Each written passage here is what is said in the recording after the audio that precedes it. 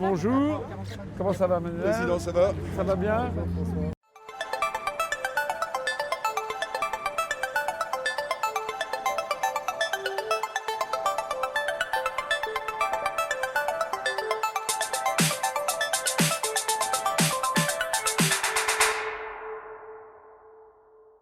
Alors vous savez que Laurent Berger, là, qui est à la CFDT, Ouais. en fait il est le président de la Confédération européenne des syndicats. Il est à la tête de la CES. Donc vous savez qu'elle est financée par la Commission européenne quand même. C'est quand même incroyable. C'est vraiment... Ah mais ça on ne sait pas tout ça, enfin on sait. Ah bah je vais vous envoyer les liens sur Ouais. internet. Vous tapez Laurent Berger, vous verrez, il est à la tête de la CES. Donc tous ces syndicats, c'est le cas de la CGT, CFDT, FO, UNSA et CFTC. Ah, c'est pas le cas du Sud. Enfin, je ne crois pas. Mais Non, ces cinq-là sont membres de la Confédération Ouais. européenne des syndicats. Donc ils touchent des subsides de la Commission européenne. Exactement, ouais. Et pour demander à leurs dirigeants de faire comprendre aux troupes la nécessité des réformes indispensables. Ouais, enfin la réforme indispensable, ouais, enfin plutôt nuisible quoi. Plutôt, C'est pas du tout indispensable, c'est un scandale absolu cette histoire. Vous avez toujours été là vous? Ah bah moi ça fait une dizaine d'ans que je suis là, j'ai commencé au Lila, pardon, j'ai commencé au Lila, maintenant je suis ici. Ouais. Lui c'est un ancien, lui c'est un vieux de la vieille, Moi j'avais 28 ans. 28 ans qui est là. Je rentre dans ma 28e année. Ah oui, quand même. Quand même. Vous avez combien d'annuités pour la retraite? Je n'ai pas trop regardé, j'attends 2023 ou 2024 avant de regarder. Maintenant il en faut 42, hein, je crois. 40 ans et demi, ouais. 40 ans. Et votre position là-dessus, c'est quoi votre position? Ah bah nous on soutient le mouvement depuis le début. Nous on dit, là-bas il n'y a aucune urgence. Il y a Jospin avait déjà fait des réformes, vous savez, il y a 35 milliards d'euros qui avaient été mis de côté pour les retraites. Donc il n'y a aucune urgence sur les retraites, aucune demande des Français. Exactement. Les Français ne demandent pas ça. Donc c'est vraiment créer un problème à partir de rien, alors qu'il n'y a aucune urgence. Et derrière, ce qui se cache, c'est qu'il y a des appétits financiers considérables. Ouais. Les gens qui veulent mettre de la... C'est ça le truc. Ils veulent casser tout le système, le modèle social français, vous le connaissez. Oui, bah de toute façon, oui. C'est ça.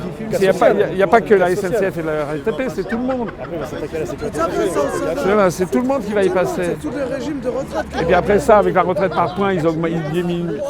Dans les débuts, pendant un an ou deux, ça ira bien, puis petit à petit, ils ont diminué. Donc les gens vont se retrouver avec une perte de niveau de vie de 15%, 20%. de plus en plus de Vous avez misère. vu- Et donc les gens diront, ceux qui ont un peu d'argent, ils prendront des retraites par capitalisation. Et vous connaissez l'histoire de BlackRock, vous avez suivi tout ça. Bon, bah, mais c'est vrai malheureusement. Et derrière, vous avez la Commission européenne. Bravo, Bonjour monsieur. Bravo pour votre combat, bravo pour tout ce que vous faites. Merci, c'est beaucoup. gentil, merci Bravo. beaucoup. Voilà, je me suis arrêté pour ça. C'est vrai, Ouais. c'est gentil, merci beaucoup. D'accord. Et non, mais c'est un scandale absolu. Vous avez vu aussi cette histoire, c'est que les gens au-dessus de je ne sais plus quel plafond de la sécurité sociale, les gens cotiseront beaucoup moins. C'est-à-dire oui, qu'on oui. on va créer, Ouais. au lieu que ça soit jusqu'à 3 ou 4 fois le plafond, ça sera au bout d'une fois le plafond. Ça veut dire que on va créer délibérément un système déséquilibré financièrement, qui va donc secréter des pertes. Et après, on va expliquer aux Français, le système est en perte, donc il faut des trucs par capitalisation. Voilà, exactement. Comment on démolit petit à petit tous les services publics en mettant moins d'argent, etc. Puis après on dit aux gens, vous voyez, ça ne marche pas le service public, donc il faut Non mais c'est honteux de voir ça parce qu'ils ont tout tué, hein. France Télécom, EDF, tout ça, ils ont tout tué. tout. Alors C'est que malheureux, alors que c'est ça qui marche en France. C'est malheureux. Hein. Chez nous ça marche bien, la boîte a fait du bénéfice, hein. Bien Elle a sûr. le bénéfice, hein. Bien sûr. Et nous en 2025 on va être privatisé, ça va être... Mais ce qu'il faut bien comprendre, c'est que tout ça, que vous votiez Macron, Hollande, Sarkozy, c'est tout ça parce qu'ils appliquent les directives européennes. Ouais mais l'Europe, il faut sortir de l'Europe. Bah. L'Europe c'est... Alors comment ça se fait que les syndicats, tous les partis, sauf nous, on explique ce que c'est le rapport des grandes orientations des politiques économiques? Pourquoi ils n'en parlent pas? Ah ils veulent pas en parler parce que ça ne les intéresse pas. Non, c'est pas que ça les intéresse pas, c'est qu'ils sont tous tenus là-dedans. Parce que c'est facile de taper sur moi. Je suis pas là pour défendre Macron. Hein. Ah non. On tape dessus depuis le début, puis je le connais en plus, on est du même camp de l'inspection des finances. C'est pas lui qui décide. Exactement. Mais écoutez, quand vous avez la France qui est dans une situation de chaos social déjà avec les gilets jaunes, normalement n'importe quelle personne ayant un tout petit peu de bon sens ne va pas créer en plus un nouveau problème. Bah non. Déjà, il y a suffisamment de problèmes en France pour ne pas en créer un. Non, pas qu'il en fait un autre. Ça veut dire que c'est pas lui qui maîtrise l'agenda. Ça veut dire qu'il est poussé. Il y a des gens, il y a des forces qui sont. Voilà. Il y a des forces qui sont derrière pour lui demander. Parce que nous, ici, à la RATP, on a énormément de collègues qui décèdent très peu de temps après avoir pris de leur retraite. Comment vous expliquez? C'est parce qu'ils commencent très En tôt? fait, non, parce qu'en fait, dans le métier, on a un stress qui est continuel, Oui.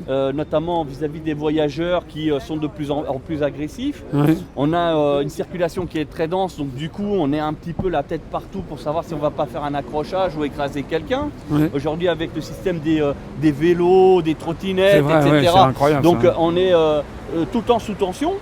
Et ce qui fait que quand on part à la retraite, on se relâche un peu. Et puis bizarrement, tout ce qui est cholestérol et tout ça, il n'y a plus rien qui va. Du moment qu'on arrête le travail, on dirait que le corps il se détraque. Et on va dire en moyenne, 4 ans après, ça y est, c'est fini. Donc on aura cotisé toute une vie, au final, pour en profiter juste 3-4 ans. Bon, après, il y a des cas exceptionnels, il y en a 10 ans, oui, ils sont encore là, mais ça reste une minorité. Alors que, en plus de ça, la vie, elle est dure. Nous, normalement, on sera à la retraite, on devra aider nos enfants. Donc si on n'a pas une bonne retraite, on ne pourra pas aider nos enfants, parce qu'on aura du mal déjà à nous à s'en sortir. Et on sera peut-être même obligé de demander à nos enfants de subvenir à nos besoins. Et puis le problème, c'est que si on ne laisse pas partir les anciens, c'est-à-dire qu'il n'y a pas de travail pour les oui, jeunes bien après. sûr. Et ça, c'est aussi un gros problème. BlackRock, ils se sont payés Jean-François Cirelli, que je connais, qui était de ma promotion de l'ENA, et qui a été... Alors, il était gaulliste sous Chirac, et puis après ça, il a été hollandiste sous Hollande, et maintenant, il est macronien. Et donc, lui, il a été conseiller économique de Chirac. Maintenant, il est le président de BlackRock France. Donc, ce genre, il est rechargé par Macron d'une étude de réflexion. Donc, ils vivent dans un petit univers, une petite bulle internationale. Et l'idée, c'est effectivement de démolir tout le système social français. Il y a beaucoup d'argent derrière. Au lieu d'avoir un système par répartition, le système par capitalisation qui va permettre d'empocher le maximum d'argent pour ce fonds d'investissement qui gère plus de 6 300 milliards de dollars. Hein. C'est énorme. Ils ont des plaques, comme on dit, c'est des pourcentages, 3-4%, 5%, dans toutes les grandes entreprises du CAC 40. Donc en plus de ça, ça devient un pouvoir d'influence absolument phénoménal. C'est très dangereux. Hein. D'ailleurs, pourquoi ça s'appelle BlackRock? C'est un truc qui a été créé il n'y a pas très longtemps. Hein. BlackRock, ça veut dire rocher noir. Enfin, je sais pas, si c'était un truc sympathique, ça s'appellerait Paradise ou je sais pas quoi. Parce que là, ça fait le continent. Là, ça fait le continent mystérieux. Vous voyez ce que je veux dire? Ça fait un peu comme le trou noir dans l'espace, la loupe qui aspire tout. Enfin, il y a quelque chose. Bon, ça, c'est un peu pour la rigolade, mais voilà, c'est pas sain, et surtout, les Français là-dedans, ils comprennent rien. Il n'y a que nous. Enfin, je crois qu'ils leur expliquons vraiment l'origine des problèmes. Mais pourquoi les Mélenchon, l'extrême gauche, le Front National, personne ne parle des rapports des grandes orientations des politiques économiques. Si vous vous rappelez, pendant la présidentielle en 2017, le dernier débat, j'étais avec Léa Salamé et David Pujadas. Et j'ai dit, quiconque sera élu, si ce n'est pas moi, restera dans l'Union européenne. Et voilà ce qu'il va faire. J'ai montré le rapport des grandes orientations. Là, ça circule sur Internet. Vous pouvez le voir. Hein. Ça, grâce à Internet, maintenant, on peut voir qui a dit quoi. Voilà. Et j'ai dit, voilà, quelle que soit la personne qui sera élue, il remettra en cause les retraites. Et j'ai cité notamment les retraites. On y est. Je ne suis pas un devin, il suffit de connaître comment ça marche. Voilà. Mais les autres, ils le savent très bien. Et Laurent Berger, le type à la tête de la CFDT, je suis désolé, il est à la tête de la Confédération européenne des syndicats. C'est ce qu'on appelait un jaune jadis. Hein. Pas un gilet jaune, mais un syndicat jaune. Hein. C'est ça, en fait. C'est-à-dire quelqu'un qui travaille, en fait, fait semblant de s'opposer. Parce que la petite manip, là, c'est de dire, voilà, alors le gouvernement va céder sur l'âge pivot, voilà. Et puis, c'est ça, mais c'est pas l'âge pivot, c'est un petit détail, l'âge pivot. Voilà, c'est que dalle. Et puis après, on dira, là, camarades, on a obtenu ça, donc... on a négocié, on a négocié, voilà. Maintenant, pour les licenciements, on a négocié un truc super, c'est que vous recevrez votre licenciement par SMS, quoi. Exactement, voilà, exactement. Directement, non mais c'est comme ça. Mais c'est se foutre du monde. Et où sont passés les syndicats d'antan, hein. Moi, je me rappelle quand j'étais petit, la CGT, c'était quelque chose, hein, la CFDT. Ils ont tous été... J'ai été acheté.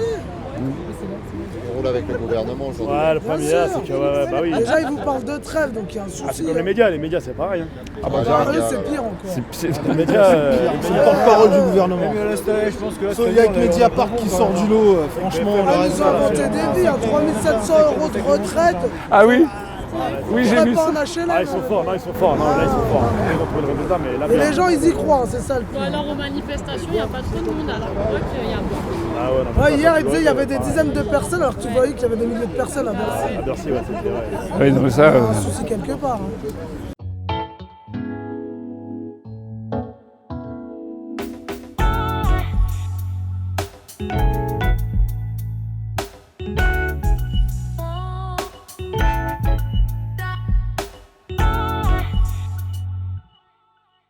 Delevoye, c'est un scandale. Enfin, c'est dingue. Oui, c'est- c'est une escroquerie à lui. Eh, mais je suis même pas étonné. Je suis même pas étonné que le mec il arrive à oublier. Le mec, il oublie un truc. Il oublie son Ah, puis, le patrimoine, il deuxième. oublie tout, lui.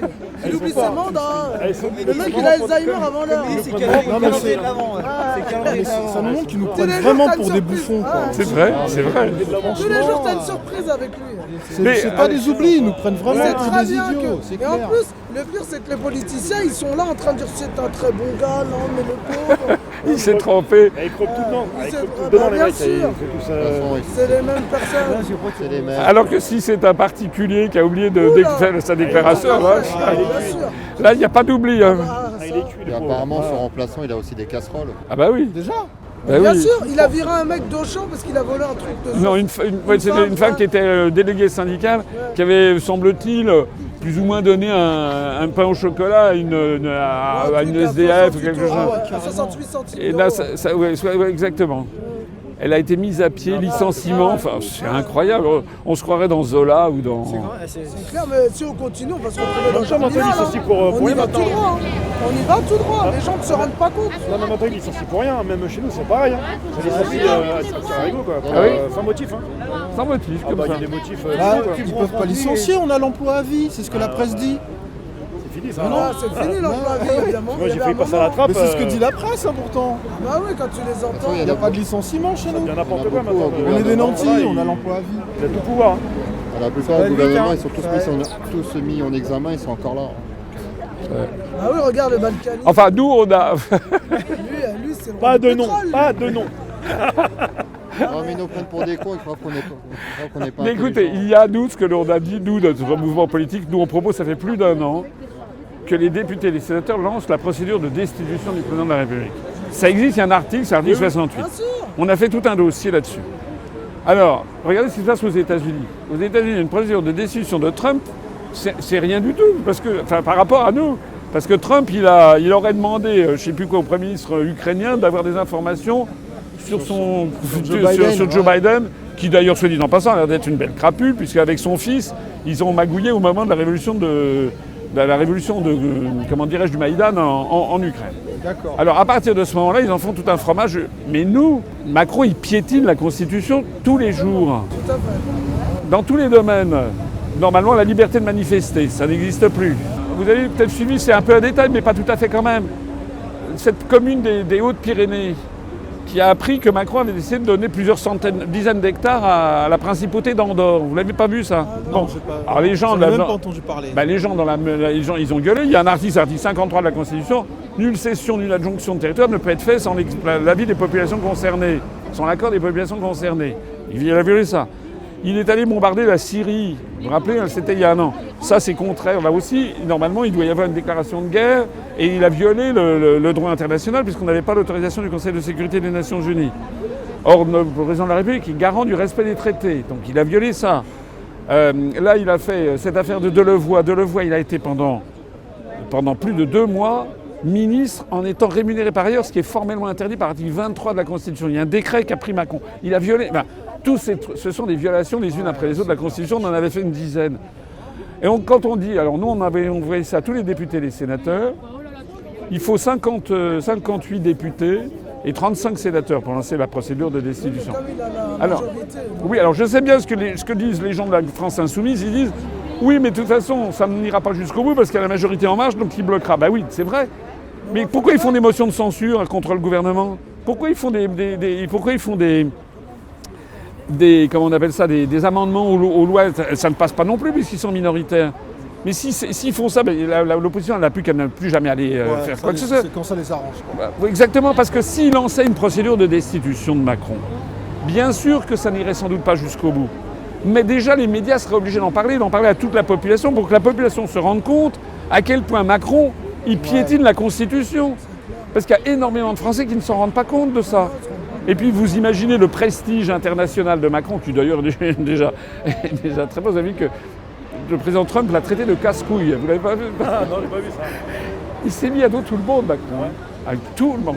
Dans tous les pays du monde, il est fâché avec tout le monde. Il est fâché avec la mère Merkel, il s'est fâché avec les Britanniques, fâché avec les Polonais, fâché avec les Hongrois, avec les Turcs, avec les Italiens, avec les Brésiliens, mais bon, avec les gens d'Afrique de l'Ouest quand il avait dit à Roch Kaboré qui est allé réparer la clim.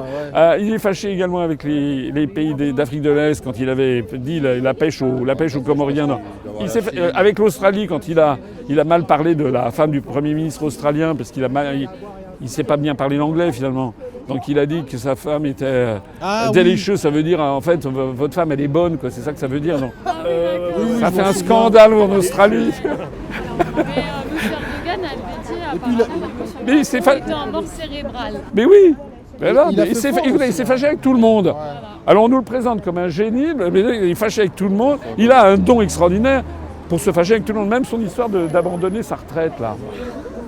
Écoutez, il a réussi avec ça à se mettre tout le monde à dos. Ce que je disais par contre, moi ce qui me choque pour un président, c'est que le pays va mal et il va fêter son anniversaire dans un autre pays en fait. En Côte d'Ivoire. C'est pas normal. Mais c'est parce qu'il avec Brigitte Trogneux, qui paraît-il s'est déhanché. Vous avez pas vu ça? On a vu la vidéo. Avec ses amis, je sais pas qui c'est après les autres personnes, mais bon. De toute façon, moi je vais vous dire, un président de la République, comme un ministre, normalement c'est quelqu'un qui devrait être au milieu des Français. Mais il ne peut pas aller au milieu des Français, sinon il se ferait assassiner, je pense. Donc c'est pour ça moi j'ai pas de garde du corps. Hein. Moi je viens discuter avec les gens, il ne discute pas avec les gens. Oui, c'est ça le problème, c'est qu'il va toujours à la fond et les gens... De toute façon il n'est pas là pour servir le peuple français, on l'a bien compris. Quand il dit je vais imposer ça aux Français, mais il est qui en fait? C'est qui décide normalement dans une démocratie? C'est le peuple. Normalement, il est simplement le mandataire. C'est qu'on a une oligarchie. Ouais, démocratie. C'est une oligarchie. C'est marqué sur le passeport, c'est tout. Hein, mais c'est une oligarchie. Il n'y a pas grand monde qui a voté pour lui, il faut dire la vérité. Il est passé par des fois. Honnêtement, j'ai pas voté pour lui. Voilà. Mais vous savez, le pire, c'est que si c'était Mme Le Pen ou Mélenchon, ça serait pareil, puisqu'il reste dans l'Union européenne. Regardez ce qui s'est passé en Grèce avec Tsipras. On allait voir ce qu'on allait voir, c'était l'ultra-gauche. Vous avez vu dans quel état ils sont? Ils ont appliqué tous les trucs européens, l'euro et compagnie. Maintenant, vous avez, je ne sais plus quoi, la moitié de la population qui gagne 317 € par mois. Le taux de suicide des retraités a été multiplié par 2. Ils ont tout privatisé. Ah, l'euro, c'est pareil, hein, c'était une belle banane. Et c'est pour ça qu'il faut sortir de l'euro. Je connais des personnes qui payent leurs factures. Là, j'ai fait une petite mamie, elle touche 800 € de retraite, 620 € de loyer, 80 € de mutuelle, 20 € d'EDF, 10 € de téléphone. Il ne reste même pas 100 € pour manger. Je ne comprends pas qu'on ne s'occupe pas de ces personnes-là. Là, hier, on était avec un collègue en rentrant de la maison de la RATP. Sur les stations de métro, il y a plein d'SDF. Ah bah partout. Et Macron, qu'est-ce qu'il avait dit? Vous inquiétez pas, avec moi, il n'y aurait plus personne dehors. Mais c'est de pire en pire, on va finir comme ça. C'est de pire en pire. Les promesses électorales. Mais comme vous l'avez dit, ça va être de pire en pire. Parce que moi, je suis jeune, j'ai peur pour moi. Vous savez qu'est-ce qu'on m'a fait sur le CRP, la caisse de retraite de la RATP? Bon, j'ai le temps pour la retraite. Je partais le 9 janvier 2045. Donc ça, c'est au mois de septembre. J'y suis retournée il y a une semaine. Ils m'ont mis 21 janvier 2054. Je fais 9 ans de plus. À 64 ans, derrière un bus, qu'est-ce que je vais faire? Et si le médecin du travail, il me dit que je ne suis plus apte, qu'est-ce que je vais faire? On va me mettre à la porte et je vais partir avec une décolle. Qu'est-ce que je fais? Et aujourd'hui, vous voyez, je fais grève. J'ai 3 ans de boîte bientôt. Et bah limite, je suis désolée de le dire, hein, mais je le dis carrément. Et ben on va me le reprocher plus tard dans mon travail. On essaiera de me trouver quelque chose pour me mettre de côté, pour m'éliminer. Alors que c'est un droit de faire la grève.